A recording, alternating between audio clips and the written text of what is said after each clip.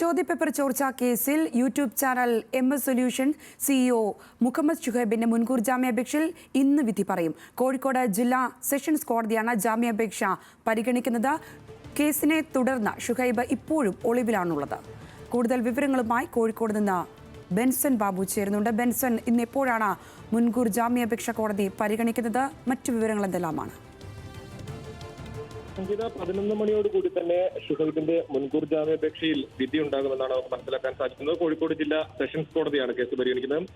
ഈ കഴിഞ്ഞ ദിവസം നടന്ന വാദത്തിൽ കേസ് ഡയറി ഹാജരാക്കാൻ പ്രോസിക്യൂഷനോട് പറഞ്ഞിട്ടുണ്ടായിരുന്നു, കോടതി ആവശ്യപ്പെട്ടിട്ടുണ്ടായിരുന്നു. അതിന്റെ കാരണം ക്രൈംബ്രാഞ്ച് കഴിഞ്ഞ ദിവസം ഒരു അധിക റിപ്പോർട്ട് സമർപ്പിച്ചിട്ടുണ്ടായിരുന്നു. ആ റിപ്പോർട്ടിൽ സംഘടിത ഗൂഢാലോചന എന്ന കുറ്റം ചുമത്തിയിട്ടുണ്ടായിരുന്നു ഷുഹൈബിനെതിരെ. ഇത് മറ്റൊരു ഓൺലൈൻ പ്ലാറ്റ്ഫോമിൽ ജോലി ചെയ്യുന്ന ഒരു അധ്യാപകന്റെ മൊഴിയുടെ അടിസ്ഥാനത്തിലാണ് ഇത്തരത്തിൽ